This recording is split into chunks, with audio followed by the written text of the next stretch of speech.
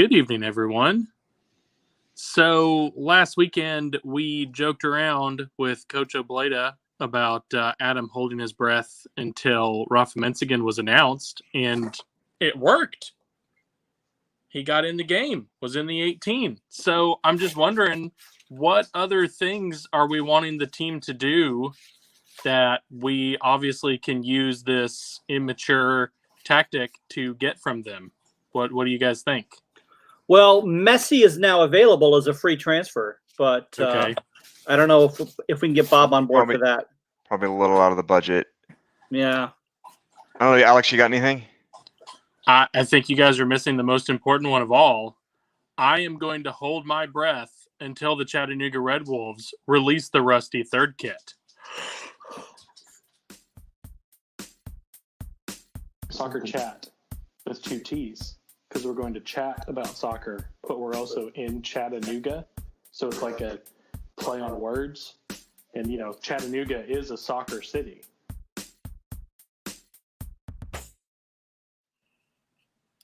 Hey, Alex survived. Wow. Oh, do you guys want me to start this off? Okay.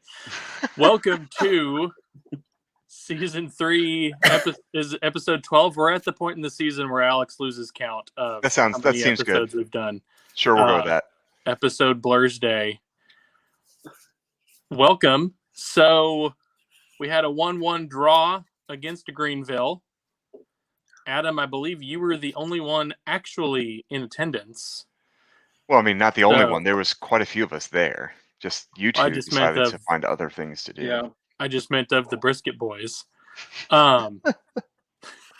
So I think story as old as time, League One referee that wasn't very good. That we don't want to necessarily go over all that ground. I'm going to argue he was good at what he wanted to do. I think Kay Baker pointed it out perfectly. This is not the first time he's had an uneven amount of fouls called against one team versus the other, and the other being Greenville. I think, honestly, I think that's what he was going for, was to referee as poorly as possible, and he accomplished his goal. Isn't it interesting, though, that while he's doing this, the colors the refs are wearing are Greenville green? Do you think maybe when they're refereeing a game, they would make sure they wear a jersey that isn't the home colors of one of the teams? I'm scanning behind Jeff for all the 3x5 cards and the yarn. Oh, there's definitely yarn going on behind that. That's why that Wolves poster is there. Yeah, that's hiding the conspiracy there. He flips it around and he's got his conspiracy board. That's good. Dude, yeah. I'm telling you right now that was one of the worst. Like, USL League One refs are bad. That guy was really bad. Like, he lost control of the game 10 minutes in. And I'm sorry, you've got 4 refs there that are watching that game. And I understand that there may have been some instigation done by Ramos, but you can't have a situation where a player slaps another player across the face with a full backhand and doesn't even get a foul called, much less what he should have gotten, which is a red card. So if you're going to argue that Ramos, instigated it, that's a yellow for Ramos. It was a red because you can't slap a guy across the face. And they all miss it. Like, how do all 4 of them miss it? 3 of them are standing right there. The 4th referee, the side judge, and the main ref are within 15 feet of where it's happening. None of them see it, yet everyone else in the entire stand sees what happens. It's ridiculous. And I have seen, obviously it's not on the TV broadcast, I should say. It's not on the broadcast view, but I have seen a pretty clear camera angle of a turn and a deliberate slap at the face. So this wasn't even like my hand happened he's trying to fix his ponytail. Shoulder. No, right.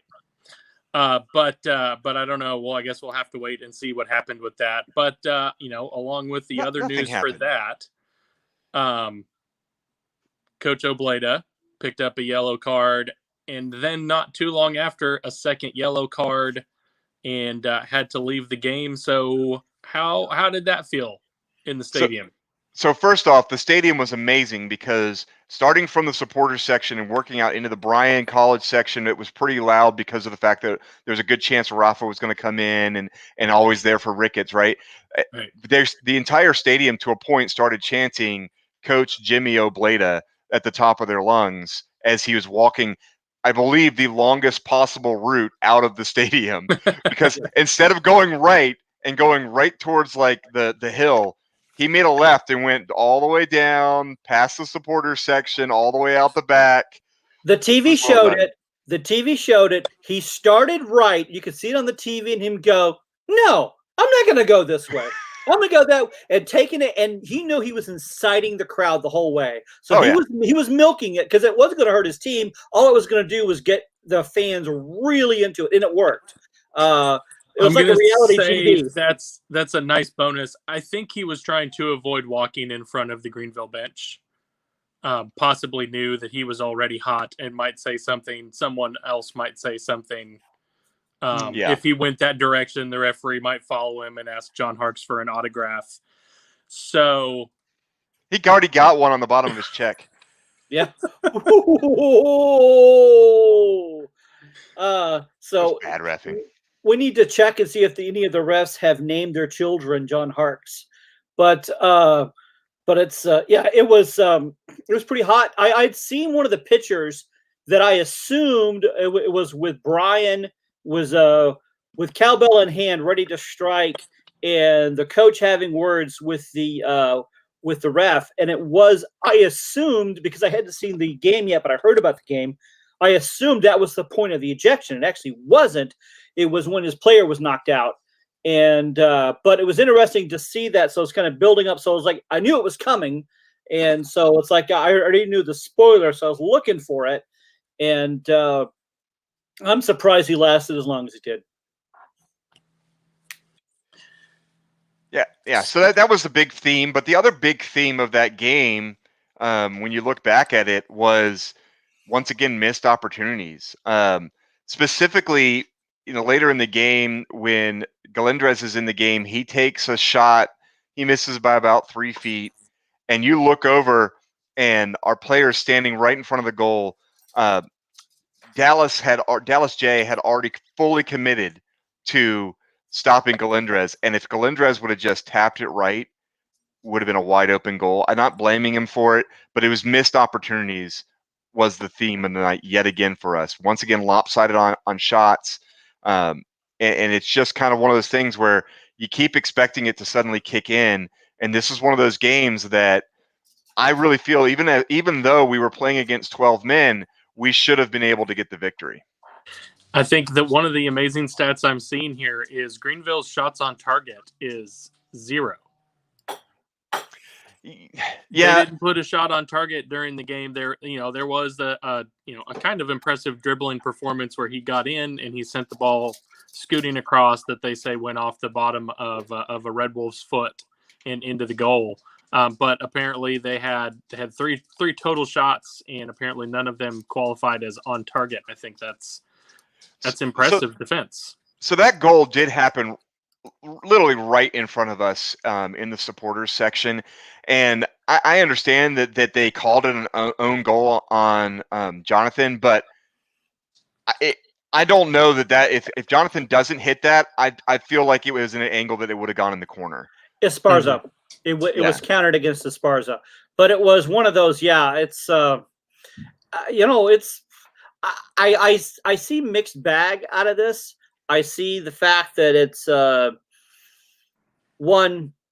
maybe I have too much respect for Greenville, and I realize they're not at the level they were at last year, but they do pack quite a punch. So they're hard to score on, and they usually take care of business. So it's hard to punch into there. But I really feel for Esparza, because I hope he doesn't beat himself up for that, because I don't think he could have done anything else. Well, and looking at the stats you've got up here, the one that I talk about missed opportunities, 7 shots inside the box. So these these shots aren't coming from way the heck out. These were reasonable distance shots that were being missed. And I would argue a couple times, more than just the Galindrez one, they were missed opportunities that just a layoff to someone else for an easier shot. And that's what worries me a little bit, is we're starting to a point kind of force it because we're not getting those shots, and everyone's saying, well, I'll get it in, I'll take care of it. And that worries me a little. The other part of it, I think it's time for coach to flip this switch. And even though Blake got the goal, I think anyone who plays soccer who was standing where Blake was standing would have gotten that goal. I think it's time for him to flip it and bring in Galindrez to start, because I think we just need somebody who really has a finisher's touch up there for longer than just 25 minutes. Well, I'm wondering if after this game, or maybe after the next, because we do got, we'll talk about the other game next, if that's a game that the coach feels a little better about mixing things up. Also, we now have Rafa as an option, and of course, I know we're going to talk more about Rafa a little bit there, but I'm wondering when he gets Rafa at full speed, if he feels a little more comfortable mixing those two around. Up until this game, it worked, and again, you could also say it worked this time because Blake got it in. But the real key was we're making all these shots, not as much as North Carolina, but we made still a lot of shots and a lot of them on target, but they're not getting in. So we still got to work on finishing. Outside of what anyone else does, no matter what the refs do, we've got to work on getting that ball in the net. And I want to mention this. I'm not the only one that was in that supporters section that felt that ball was going in either way. Michael Creel posted on YouTube that the ball was going in either way. He could tell he felt awful. And there was actually, more and more kind of turned to him upset. And I wanted to yell to more and more. I'd be like, dude, it's going in either way. Like, he just made it happen faster. Like, if he's not there, that's going in. So, yeah, just going to mention that, I don't know why. I always hate it when own goals get counted against you when if you're not there, it's going in anyways. Why is that an own goal? That's not, in my opinion. But anyways. Yeah. So Jonathan Esparza, don't sweat that, man. You're quality, and we will see you continue to grow because you're getting better and better each match. So that's one of the other things that someone had asked over the weekend. So Blake got his goal. Great long ball from Ricketts that is played to Josue España that he brings down off his chest and puts a good shot that Dallas J deflects off the post, and it comes to Frishy. And were you guys a little surprised at Frishy's celebration, or you could even call it a lack thereof? I believe that's what you referred to as a Mormon's highest level of excitement, actually. But yeah, it was legitimately like one of the, like, I used to make fun of my son when he would play in a game and like he'd score and it's like we had told him a couple times not to overdo it because he watches a lot of like highlights and things from like over in Europe. So these guys are going over the crazy, or if he ever watches Galindrez score a goal where he's gonna dance and take the show. So we kind of tell him like, don't over celebrate. Well, he's gone the other end where he just like he scores and like lowers his head and like walks away. That's what I felt like happened. Like it was like, Blake, you're allowed to get excited. Like, we've been waiting for this. Feel free to jump up and down. From where I was sitting in his lack of excitement, I genuinely thought he must have known he was offsides or must have known. Yeah, that's blown. Yeah, that's what I wondered. Was like, is he thinking it's not going to stand because of the lack of? I was like, oh man, was there something I missed? But there's no VAR to check. So yeah, I felt the same way, Adam. I'm like, is there something I didn't see that maybe he saw, or maybe is that going to be his response, or is he just still hasn't accepted the fact that he finally got his first goal? Yeah. Well, one thing that he said is once he can get one, he's expecting them to come in bunches. So fingers crossed for this weekend in Omaha, whether he's starting or whether he's coming off the bench, that he's able to, come at it and feel that relief and now, really put this thing into overdrive. So one of the other ones we were excited about, I would have loved to have seen him come in a little earlier because I think he had a good effect on the game. And I can just imagine that it had to be coming off the injury that they were very strictly managing his minutes. And it's Rafa Menzigen, we talked about at the top of the show. So came in, gave 15 minutes, was very close to getting a game-winning assist. What did you guys think about Rafa? Adam, here again, in the stadium, seeing it live. What did you feel about what he did out there? So I'm going to be honest with you. I feel a lot like, once again, I'm going to bring up Michael Creel's comment on YouTube. I feel a lot like he did. He stumbled and scared me a couple times. I was worried that he either wasn't 100% or he himself was worried about re-injuring himself, because live-wise, he did look a little bit tentative at times, because I'm just thinking back to watching him either in preseason or when he was with Lansing Ignite. I didn't really watch him at Memphis 901. he was a much more just full speed 100% of the time, and I felt like he was holding back a little bit.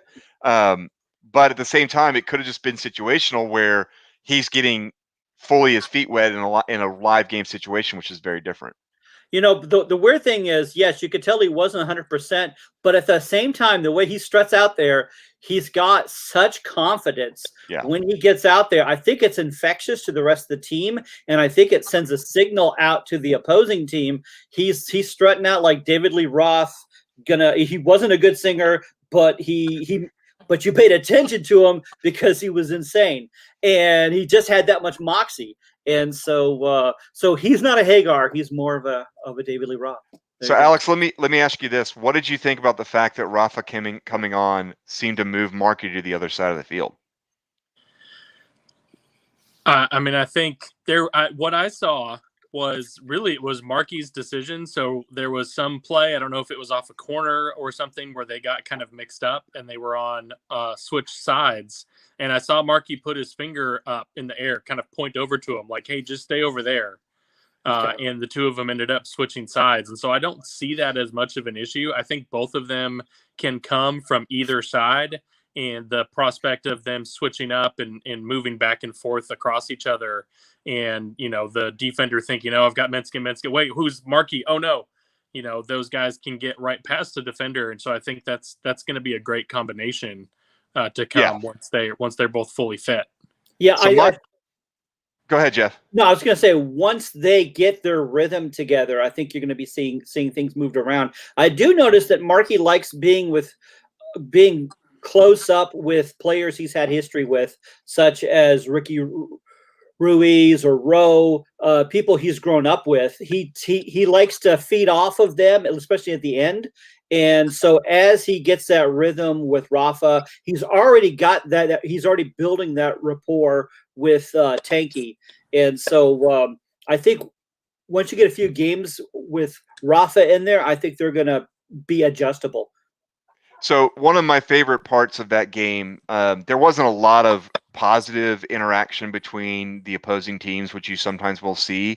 I mean, it was a very chippy game. But one of the more positive aspects that did happen, when Markey came in, he did his classic Markey leg over leg over leg over leg over leg move, and the defender didn't fall for it at all, but held with him, and then all of a sudden Markey was like, oh, I can also fly by you because I'm not only a trickster with my feet, I'm also really, really fast, and got a cross across. And then to their defender's credit, he slides and is able to block it and put it into a corner. And they both start laughing. I don't know what someone said to which other one, but it made both of them start laughing. And then the defender comes and slaps on the back like a positive thing. That was really good to see because it was 70, 80 minutes into the game when these two teams were at each other's throats, and not exactly the nicest way. Man Bun 19 and Jose, and Ramos were going to kill each other. I felt like at some point, like it was very much like at some point either you're going to see a chokehold and slam, or someone get pulled by their man bun, or a slap across the face. Oh wait, that did happen. So to see a positive was good. I would recommend that both Booth and Donnelly, if next time they come in, to stay on the bus as long as you can and get back on the bus, and don't be spending too much time around Chattanooga, because those two guys were just they didn't make any friends. They're not there to make friends, but just a few things seemed a little more than what they needed just to get the ball. Overall, I would say it was a positive. So we've talked a lot about made-up rivalries that happen, things that go through Twitter and ridiculous bants and all that other stuff on social media. Yeah. This felt like two teams who knew about the quality of the other side, and it had that playoff intensity, and it felt like a real on-the-field rivalry. So on the 24th, when they come back, everyone is going to be primed and ready, excited for this match on the field and off in the stands. And the same thing, I think folks are probably now looking at when those Greenville games are to make that trip and go out because of that.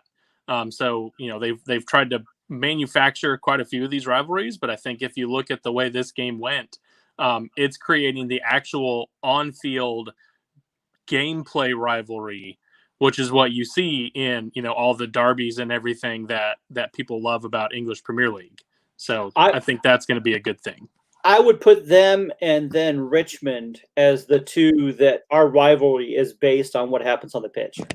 I mean, it'll be interesting to see if this weekend changes that when we play at the Little League Stadium, because I do think Omaha has shown some strength on the field so far this year. They've got our best scorer from last year. We're struggling to finish up front, and our best scorer from last year to finish is at Omaha.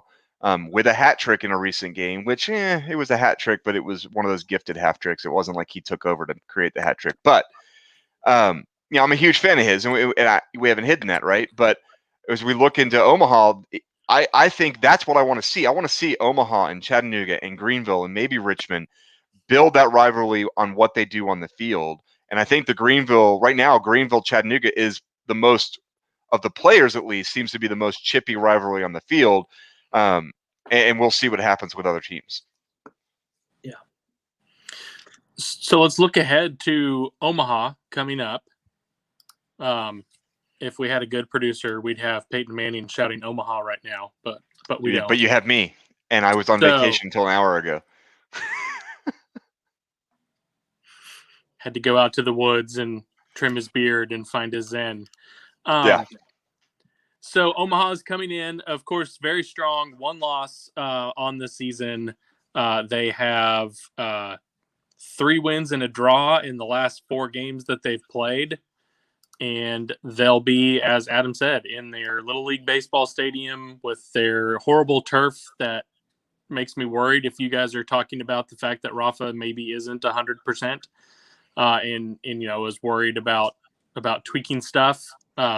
Stepping on a turf seam on the third baseline.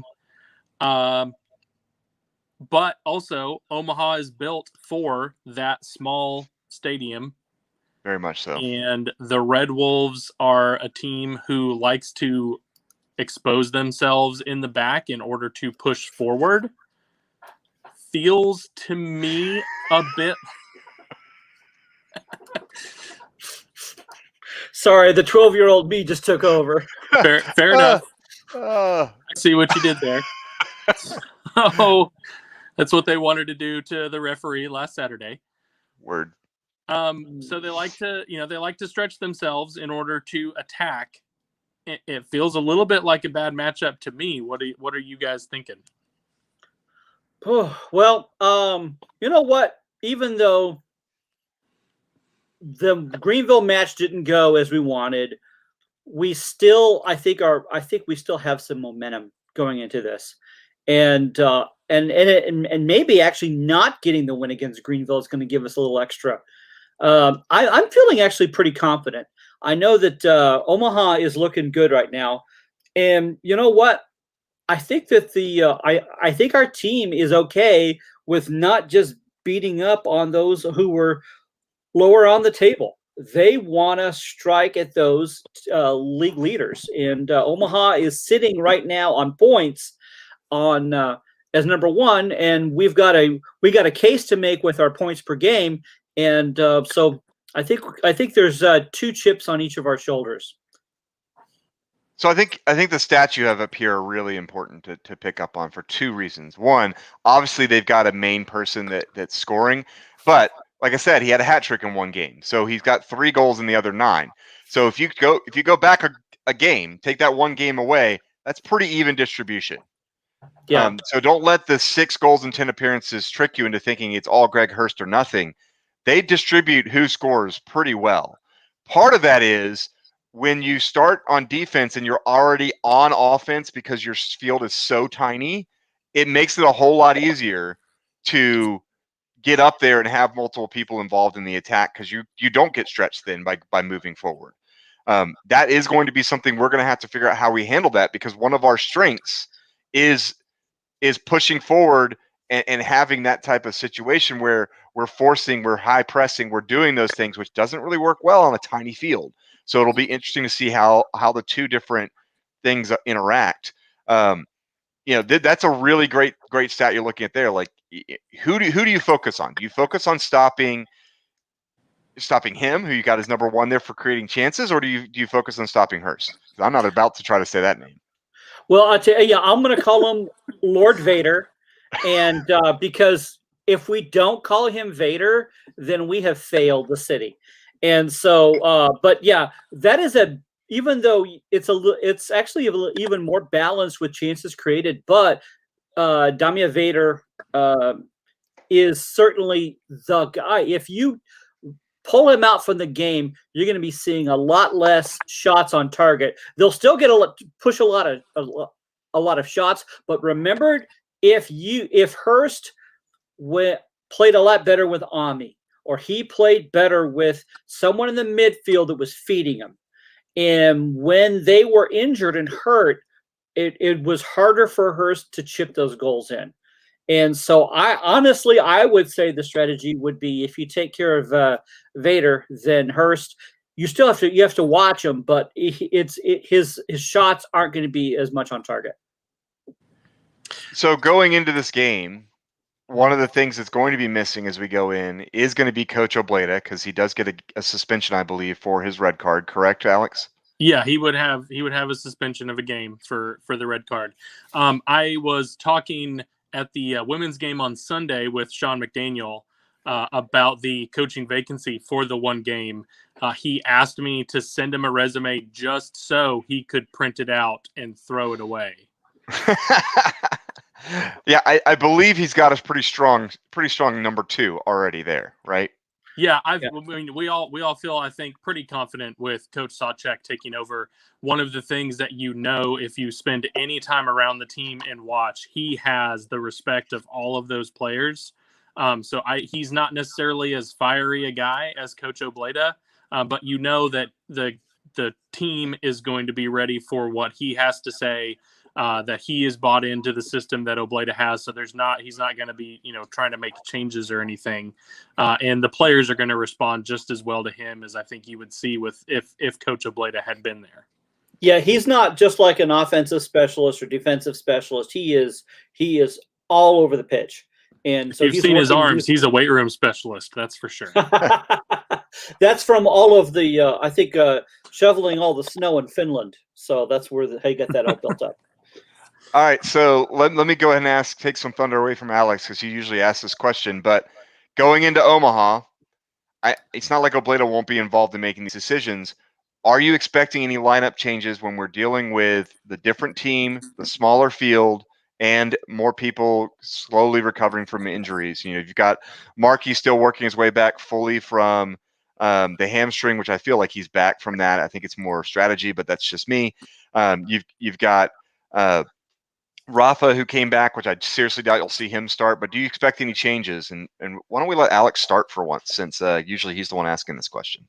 Well, I think the more important question is, with this field being possibly less than the minimum allowed by the rules and our free-range goalkeeper, is there a chance that Sebastian Mora tries a shot from the top of the box, which is only like 70 yards from goal?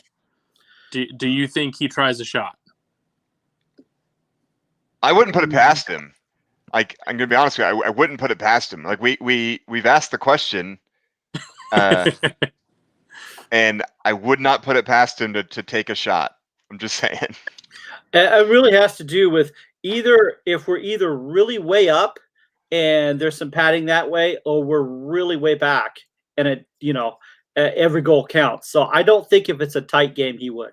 Of course, one thing with the field being smaller is, he's not going to have as much room, players getting up the field. He's not really going to have the ability to have that much open space to run and take a ball, I would say. But I just had to throw that in there for giggles. As far as changes, considering it's a little bit of a smaller, narrower field, maybe you do start Markey, knowing that you can bring Rafa off the bench as a change of pace to go at tired legs, and give him a chance to really have 60, 70 minutes to go at someone and try to put them on the back heel and maybe put them behind. and that's really one of the few changes that I would see. Other than that, they seem to like kind of the starting 11 they have, at least until they've got Rafa back at full fitness. I think you're still going to see Ray Ortiz. I think you're still going to see Blake Frischknecht as the starter. And I don't see any changes in the back either, unless possibly Jorge Luna is available and ready to come back. I believe Capizzucci is back from the shadow suspension that he was under. And so they will have him, but I would say he's probably available off the bench. And that was a question that our good friend Kate Baker had asked, was about Seabass, and one of our Seabasses. And yes, it sounds like he's the Chilean Seabass. He's a Chilean Seabass. But okay, as far as for Jorge, if he's available, just knowing our trends, I would be doubtful he would start. I would say if Jorge is available, then he would try to work him in later on to the match. They rarely start someone coming off an injury. The one I'm actually kind of getting concerned about again, because he's on the injured list again, is Walefi. And so if we get him back, that does change things. I've got some news on that. So at the tailgate that you guys both unfortunately had to miss, Wally came up in a lovely knee brace. He did have his surgery. It is not as bad as the previous. He is getting a pin removed that has been causing some discomfort, and he is 4 to 6 weeks from when that surgery happened. So, okay. So that is the news that we have on the Wally front. So we would not expect to see him until probably, my guess, knowing how cautious we are, mid to late August. Yeah, if not September. Yeah. So okay, that answers that question. But thankfully, we're getting some of our other players, fit, and they're kind of connecting there. I still think we're just so much better of a team when Wally's there. But so for me, something I'd like to see, which I was really surprised to not see him get more time this last game, was Jackson Dietrich. I thought had a really good game the previous game, and then he didn't get on the field this time. Part of that, I'm sure, was trying to get Rafa in there. I would have preferred Dietrich coming on over Ro Pineda, just because I feel like Dietrich just brings something slightly different than Ro. I don't think that Ro is anything wrong with bringing on Ro. I just would have liked to. I just felt like Dietrich had earned that right to come back on. So I'd like to see him maybe even come in a little bit earlier. Honestly, we don't do a lot of rotation of our starters, but I wouldn't be surprised if you saw either Espana or Villalobos be substituted for by either Marky Hernandez starting, or even Rafa starting, with the knowledge that you're going to bring him off after 30 minutes just to throw a loop at Omaha, because they're probably not expecting Rafa to start. With a 5 sub rule, you can take that risk that you couldn't really with a 3 sub. So that's the only reason I could see maybe something like that happening. Honestly, what I would think would be like moving Jimmy or moving Espana and having Ray come off the bench. If you had Marky in. Yeah, I don't think Ray's coming off. I think Coach sees Ray as somebody who he can trust to distribute early on in the game. He has a lot of trust in him. He does bring him off later in the game, but I think that's because he's building up his stamina. I think he eventually sees Ray as a 90-minute guy. Well, he's like that. He's like somewhere between Ricky and Marky as far as for what he brings. So he's got a lot of creativity, and he's always hustling. He's always moving. The reason I mention him though is that there's some of the stuff he does that Marky also does. So it just seems more of a like for like. He's a lot like Marky, which says a lot. Okay. Let's go to predictions.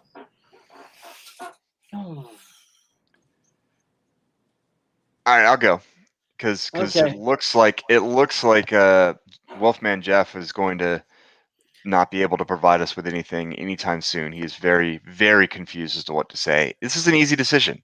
It's a 3-1 loss. That happens with age. Did you hear that? It's a 3-1 loss. Wow. Someone just gave him a bowl of negativity. Here's why. Our team is not built well, to play on that field. Their team is built to play on that field. It is a tiny field. It plays right into their hands. And if we continue to start Moramora in goal, where he has a tendency to let the ball slip out of his hands, it's going to bite us. And when you can be super aggressive on a tiny field, which you can, there's more likeliness for that to happen. I'm expecting this to be a pretty brutal loss. So do you think that it would be Trilk would perform better than Moramora? And we haven't got to see him in game. All we're seeing him is in warmups, but I'm not seeing the ball bounce off him in warmups, is all I'm saying. But that said, there's a reason the coach is the coach and I'm not, right? Yeah. And I do trust our coach to make good decisions, but last year he never once brought Trilk in. This year he hasn't brought him in, so he must be seeing something I'm not seeing. But during warmups and stuff, and if you look back at his college career, he was a quality keeper. Moramora hasn't been this knockdown, amazing keeper that makes sense for us to never rotate out.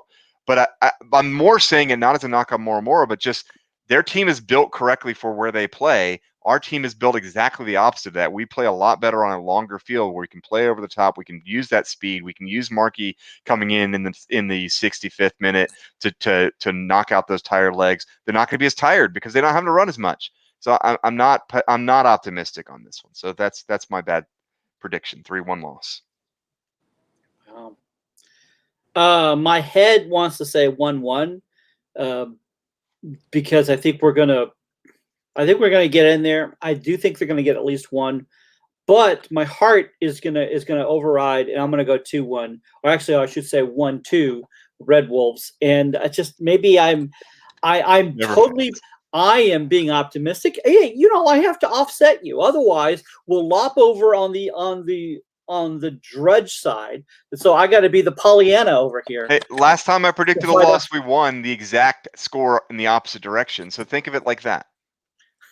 All right. So Adam is. I'm being delusional. I know I'm being Jeff delusional. is Paula Abdul. I guess I have to be Randy Jackson then. So look, dog.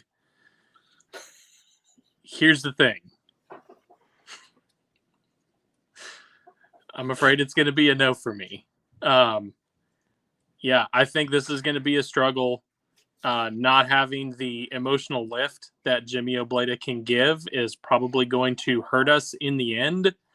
And our defense that can kind of leak an unfortunate goal every now and then may get the better of us, and I'm afraid it's going to be a 2-1 Omaha victory, and we will be disappointed. However, the stats don't back it up.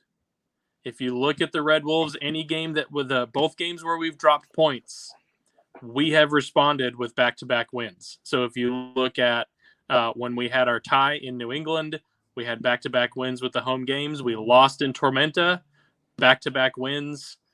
So we dropped points against Greenville. Hopefully we'll have a chance to respond again in the win column. Because what the heck do I know? I'm just some doofus that does a soccer podcast. I do think that we are going to be having a lot of shots and a lot of shots on goal, but I'm afraid we're still going to be struggling with actually getting those shots on goal in the goal. Hopefully the camera from way out in left field will be zoomed in enough that we can see the shots on goal. Maybe the seventh inning stretch will help us out to work all that out. This game's going to be a home run. I got nothing else. Anything else about the Red Wolves game? Okay. So Thunder and Lightning, not a fan of the Lady Red Wolves as they tried to replay. I don't know if it was a rematch or a replay of the previous game against the Southern Soccer Academy that got rained out. It was thundered out. Yeah. Yet again, rained out. But the Lady Red Wolves won Friday and Sunday in Chattanooga, and they are, a win in their next game can get them up to the top of the table and qualify for, the regional playoff with the WPSL. So good luck, ladies. Had a delightful evening sampling brewski beer at the Lady Red Wolves game on Sunday. Delicious, refreshing, good times. Ladies played well. Danny Krasniak with a penalty kick save to keep the shutout. Way to go, Danny. And that's Lady Red Wolves. Dalton Red Wolves did not come up with a great result on Monday. I believe they lost in Charlotte, but they've been having a little bit better of a run. I don't have any update on Park City, but Chattanooga Red Wolves Academy, the 05 and 06 boys going to the ECNL playoffs in Greensboro, North Carolina. Good luck, boys. Good luck, guys. Very good. In European news, Tottenham has a new coach. Does Tottenham have a new fan? They may have fans. I already have reached out to Katie Bishop Katie Phillips, sorry. Katie Phillips, the Lady Red Wolves. Yeah, the Lady Red Wolves, who is a Tottenham supporter. And so we're gonna have some discussions. The head coach of the Wolverhampton Wanderers is Bruno Lage, and so Bruno had a dream, loved Nuno. He did so much for our club, but he's not at my club, and he's at a club I'm not a real big fan of. I don't hate Tottenham. I don't regard them as high as others do. Let me ask you this: are you happy or sad that you now know Nuno will not win a trophy? Well, okay, it's a mixed bag because.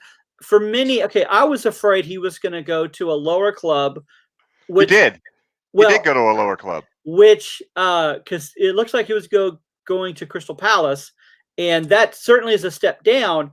And but if he could turn that around, that could, like he did with Wolves, I could see that approach. But I guess when someone leaves your club, you want them, if they take a step up, it makes you go like, well, they got to step up because of what we did. So there's that aspect, but at the same time, it doesn't matter who they bring in. There was a really good chance they're not going to last the year. And this happens again and again with Tottenham. And so the issue isn't so much who they're bringing as a manager, but it has to do with who's running management. And so for that, I'm glad that Nuno is at a quote unquote top 6 side, but I don't want his the headache that he's going to have, because even though, it didn't end well with Wolves, it was still, through most of it, they had each other's back. He's not going to get that at Tottenham. So, Adam, make all the jokes you want. I believe they're going to be in the running for the Europa Conference League. So, You know what? They may win the middle school trophy. You're right. They're not varsity. They're not junior high. They may win the middle school trophy. It's probably a trophy. I mean, they're not just gonna give them a printed certificate or anything. It's actually, in my opinion, the trophy itself actually looks better than the Europa League trophy. But I mean, for the aesthetics of the actual trophy, but it's the equivalent of winning like a preseason cup. I mean, when you look at the quality of the teams that are in there, so yeah, more power to them. Go win it. Everyone can make fun of you that it took UEFA creating a third championship for you to finally win something. So Euro 2020 quarterfinals were amazeballs. Well, yeah. And the Germany loss to UK was big, but the one that really I'm still kind of shaking my head over, Switzerland getting past France. Right? That was awesome. So yeah, they're not so neutral, are they, the Swiss? So it's going to be moved on. I know that UK, I think it plays tomorrow. UK's going to play on Saturday. We've got on Saturday, that's Spain, right, and Belgium, Italy. Yeah, tomorrow. That Belgium, Italy game, I think, will be very interesting. Yeah, honestly, I think the big games are tomorrow, and then the other games, Czech Republic and Denmark, which Denmark is a emotional favorite for many, if you will, and then England, Ukraine, which Ukraine's kind of a surprise in there. Don't want to knock them, but I do think it does fare better for England that they're facing them as opposed to Italy or Belgium or maybe even Switzerland. So you would think Spain would get past Switzerland, but you certainly said that about France. Yeah. It's hard to say with Belgium, Italy, but I'm hearing about some injuries that may be impacting Belgium. I'm going to pick Denmark over Czech, and I'm going to pick England over Ukraine. So So you have Denmark facing England. No. Is that Oh, no? you mean afterwards? Yeah, Yeah. So then. Yeah, I guess that's how it would break out. So it would be see, yeah, the others I wimped out on the others. Okay, I'm gonna be Preston. I'm gonna pick Spain and I'm gonna pick Belgium. And then it'll be Spain and Belgium and against Denmark and England. Yeah, I mean, I think that's the chalk, and I think we're gonna flip a little bit back. I'm gonna fit the same way as you are with those picks. And I think ultimately that gives England a chance to actually make it to the championship, which I don't think anyone really thought after the round robin was something you would be saying. Well, the thing is they pulled it together, and after their win against Germany, I think that is making people look at them in a different light. I think beating Germany, slaying that dragon, is the perfect setup to get them to. You had to put that up there. Slaying the dragon of Germany in the round of 16. Quarterfinals start tomorrow. Is the perfect thing great to get all sorts of things built up to the final and having their hearts broken. The final's in Wembley, is it not? Scenic City Angler might be able to tell me. He seems to know everything. I believe it actually is in Wembley, which the top scorer for England or their most well-known player is really good at failing in Wembley. So it doesn't bode well for England. Harry Kane. Ouch. And is it a zinger? Yes, it's a zinger. So good. Good times. Good times. This live feed is making it so much better to rip on Alex. Now than that we I ever actually thought have, it would be. now we're finally having interaction. So many opportunities. Yeah. So next week we will not be live feeding because Alex will veto it. See, the thing is, if it's not like we have a good producer that would have caught that in editing and taken it out to not make me look stupid. He would have completely missed it. So, any other Euro thoughts? I have my thoughts. You have Euro thoughts.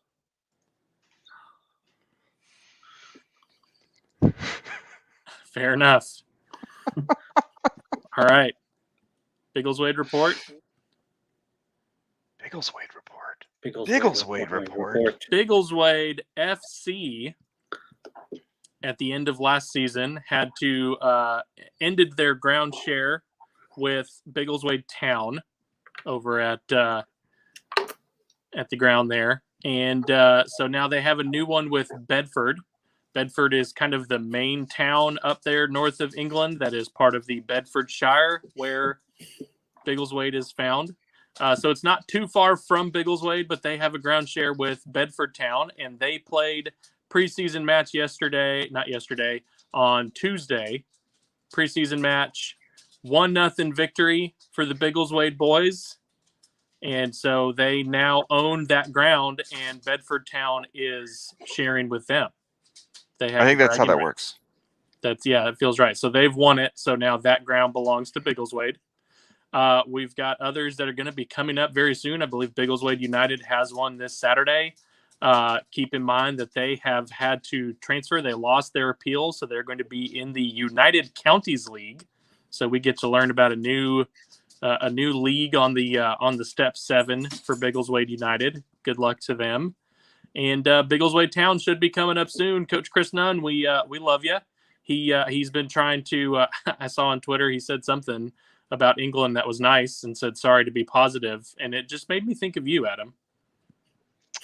Well, he is also an Arsenal fan, so yeah, it runs. If we need to balance out Adam's negative vibes, we can catch up with Coach Nunn and get some positivity. There you go. that's the Biggleswade report. Sweet. All right. Well, I think we've got some interviews that Jeff got, not at the last game, but the game before, that we were going to share with you guys. Jeff, can you kind of? Yeah, we shot this. This was at the North Carolina match. We were able to get the marquee edit done for that match, but I had to head out, because I knew I was going to be going to this trip to take my mom up north. So we didn't get time-wise, but I do got the other 3 ones. The first one we have here is a local favorite, our man, Jonathan Ricketts. Hey, this is Wolfman Jeff with Soccer Chat, and we're with our good buddy, Jonathan Ricketts. All right, Ricketts. They've been referring to the Red Wolves as the Cardiac Wolves. Do you think that was an apropos name tonight? Yeah, that's fair enough, but we got to be changing it. So what changes do you think we have to make to stop being the Cardiac Wolves? Well, tonight, I don't know. We were knocking on the door the whole game from the first minute, but I mean, we just got to finish our chances early on when we get them. What was it? I know it wasn't a gypsy curse. I was wondering if they put cellophane over it. So what was it was stopping those goals from going in there, Jono? I don't know. I think in my opinion they were a bit lucky at times. Just in the right spot at the right time. I mean, they did well to keep it out for long enough, but eventually the ball's going to go in the back of the net. But the sheer number of shots on goal and corners that we got was staggering. So what does that say to our offense, that we're creating that many chances? Yeah, it's great. Our midfielders are finding the gaps and turning, and our wingers are getting in behind and delivering good balls. So we just got to keep it up. Now, we turned it around in the second half, and that's something we've been doing. So what is it that's turning it from a loss to a win? To a draw, and from a draw to a win in the second half for us? We're just persistent. We're never going to give up. We're always going to attack, and we're always going to try to score goals. All right. So you end up having to leave early. What happened with you? Just some cramps. I'll be good. All right. So it's a little humid, a little hot, yeah. And you play. When you play, Jono, you put everything out there on the field, and it's very evident. So it looks like you own that real estate on the right side. You are the right back. So how does it feel knowing you've got that area? Like, we don't even have to look at the team sheet. We know exactly who's going to be on the right back. How does that feel? I mean, it's great. God's given me these physical abilities, and I just gotta work my hardest physically, because that's one thing that I can control. So gotta give it my all there. When you're home, of course, we have home advantage, but you really have a special home advantage. How does it feel hearing all these chants out here at CHI?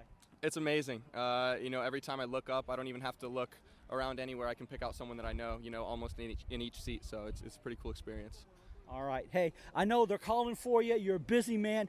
Thank you for coming out. Congratulations on the win. Great play, and having a chance to talk to you since this. Congratulations on your goal. Thank you very much. All right. But you did promise a hat trick, so maybe this Saturday. Maybe we'll see. All right. Hey, this is Wolfman Jeff with Jono Ricketts. I had to work for it. So that was Jono. He was the only one I was able to be able to join me in the howl. You had to shame him. I had to howl shame him. Yes, I did. And so that's Jono. Of course, this was at the North Carolina match where we had all those shots on goal. It was unreal how hard it was to get him in. So it was also, I thought, good to talk to our captain again, Josue Carrera Garcia. All right, I am here with the captain, Jose Carrera Garcia. All right, so hard fought. All right, now looking at the table going in, a lot of us assumed this would be a cakewalk, and because you guys are much stronger than North Carolina, and did someone put like a voodoo hex over that goal? Because it seemed like nothing wanted to go in. All right, the keeper was having the game of his life. I think, we were being unlucky, but we knew it was going to come. We knew we were 2-3 goals better than this team, just being honest. We work hard, and it was just unlucky. But we stayed patient. We know we're one of the best teams in the league, and we're going to keep that mentality. We had, I think, about 30 shots, and we knew we were going to get 2 or 3 in. Yeah. So, all right. as the captain, what are you doing to make sure everyone keeps their head in the game? I play the center mid position, so I try to help everyone out on the field. I try to keep everyone, relaxed. We went down 1-0, and we got to keep our head cold. We can't get hot and start making dumb plays. And, my team makes the job easy. My team makes the job easy. We have really good players, so it's not a lot. I'm just fortunate Coach chose me as a captain, and, I just do the best to try to help out my teammates when they need me. So, all right, so what is it in the second half that really makes the Red Wolves come alive? Because we like to win, man. I think Coach brought nothing but winners. We know we had to play 95-plus minutes, and we gave that. We need to fix giving up early goals and giving up easy goals. Once we fix that, I think we're going to be unplayable. And, we still have some players coming in that aren't 100%. So our focus is, next game, keep us shut out, and we know we're going to score a goal no matter what. Now, we've got some players, you mentioned unplayable. We already knew about Markey, I think, being classified as someone who's almost unplayable against. We got a new player, Ray Ortiz, kind of seems cut from the similar cloth. But then, as a different style, we're really seeing Juan Galindres with that.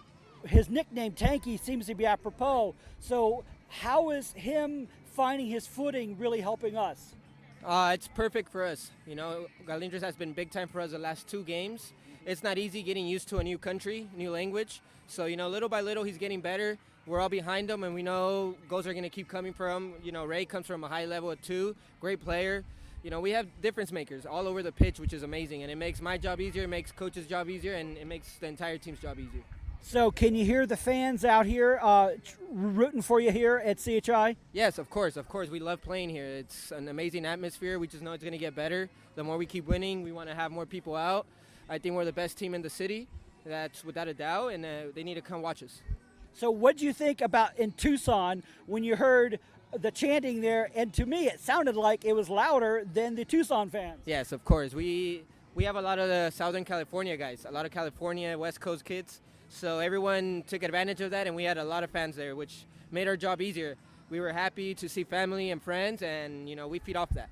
So you guys got a small match coming up next weekend. I believe it's Greenville, right. And who have been, I would say, the most dominant team the last couple of years in USL League One. So what's the strategy going into the Greenville match? We just keep doing our thing. We don't worry about the opponent. We worry on what we're doing well. We worry on what little mistakes we make, and we come in and fix them.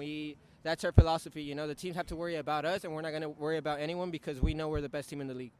Hey, I greatly appreciate it. We will be out here. We will be chanting, "Come on, you Red Wolves!" Come on, you Red Wolves! You didn't howl. Oh, I'm sorry. My voice is gone already. Oh, mine's gone too. You know? Hey, appreciate it. I think you guys watch these just to see me humiliate myself with the howls. He was nice about it, though. He was nice about it. I'm sorry, my voice. Oh, so great. It's always good to hear from him and hear why he's the captain. He looked at the big picture and real big positivity. And the last one is one you guys know real well, a favorite on the show. Close personal friend. He gave us friend. Permission to say that. Yes, that's what. Along with a few orders of brisket sent to Mr. Jason Ramos. Hey, this is Wolfman Jeff with Soccer Chat with Jason Ramos. Hey, Jason, Sports Center Ramos himself. So it looked a little hairy, and it looked like so frustrating. It just kept knocking. What was going on? Why were the balls getting in? It was a little frustrating at first because we couldn't find the back of the net, but we knew that eventually the goal was going to come. We just had to stick together, couldn't get frustrated, and we knew if we stuck as a team, eventually the 2 goals would come. We're going to turn the thing around and give the fans what they wanted, 3 points and a win here at home. That's the most important now. All right, so you guys are about, maybe a third of the way through, or maybe not even that. A lot of games still ahead of us, still undefeated at home. What does that mean to you to still be undefeated here at the Den? It means a lot to us. I mean, as a group, as a team, that's what we want every game. Every game, it doesn't matter if we're home, away, we go for the 3 points. We impose our style of play, and we come out to play every time. So it's a good feeling, of course, to give the fans what they want every time. And just like I said earlier, happy to get the 3 points here at home, and happy to have the fans out here and give you guys a win. All right, so what was the difference to go ahead and just get that ball in the net? It took us like 20 some times to get it in there. So what was that factor you think to finally get it in there? We just had more gas in the tank. Almost every game, that's what it is. Minute 60, 70, the other teams, they always die out on us. And us, we look complete, we look fit. So that's probably it. We have more gas in the tank than other teams, and that's what's helping us push the whole 90, 95 minutes that we have to play. All right, I've not talked to you since the match at Tucson, but watching at home, it felt like Tucson was a home game. So how did it feel hearing all those people chant for the Red Wolves there in Tucson? It gave me the chills thinking about it. Just as you mentioned, I still have the chills right now. I mean, a lot of family from California, a lot of players from California that are here. So a lot of family came out, which meant a lot to us. So if we do it here for you guys at home, we had to do it over there for our family. It's just another, like I said, away or home, we try to get the 3 points. So happy to give our family what they deserve. Now, we're second on the league table, but we haven't played nearly as many games as a lot of the teams. So what do you think you guys need to do to step it up and to rack up some more 3 points? Nothing changes. Keep working every day at training. That's what we do. We talk about it every day and get better every day. So we're doing good right now. We're only gonna get better towards the end of the season. So it should be scary for the rest of the teams because we're a good team, and it's gonna be hard for anybody to beat us. So. You're gonna make me edit. You're gonna make me edit. Sorry. No, it's all right. I understand the passion. Yeah. So, are we gonna see another Sports Center goal from you? I hope so. I mean, I hope to give you guys some goals, but most importantly, I'm a defender. I want to give you guys a clean sheet. So, as long as we win, we get the 3 points. That's all that matters. It doesn't matter if I score, our forward scores, our right back scores, whoever scores. We need to get the 3 points. So that's all that matters. Do you think you found a good balance with Navarro holding that back line? Yeah, I mean. Navarro, Luna, that's on the bench, that's hurt right now. Capo, that's suspended. Anybody that comes in is good enough to get the job done. So we're not worried about that. We trust anybody on the team to come on and get the job done. So that's how it is. That's how we look at it. All right. So I hope we get Jorge back in there. He was really a great impact. But you're doing a fantastic job for the fans. As you know, we love you out here. Good game. It was a hard-fought win, but it was so sweet when it went in. Yeah. Hey. Thank you, Jason. Of course. Thank you, guys. Thank you for talking to me again, and hope to see you guys next weekend. So this is Soccer Chat, the After Dark edition. Thanks, Jason. No howl for him. You catch that? I think we could have used the howl as the bleep. Yeah. He's not wrong. I mean, spot the lie. Yeah. Here's my thing, Jeff. Yeah. You failed to let us know that he was the one that actually let it slip that there was a suspension happening prior to Ableda doing that last week on our interview. What? I've been gone, man. I've been gone. I've been in Ohio. You catch that? Did you catch that, Alex? I mean, me not telling you things is kind of on brand. Ah. I didn't know either, but you know. Well, that was. It is fun to not tell you stuff and watch you get surprised. Yeah, and so we release it after the fact because we fear the front office like the actors fear Marvel in not being able to release any spoilers. So otherwise, we don't. If we show all the news, we don't get any news. So good point. Good point. All right, guys, you got anything else? I think I've shared more than I should have. That seems fair. All right. On that note. Bye. Bye. Did I ever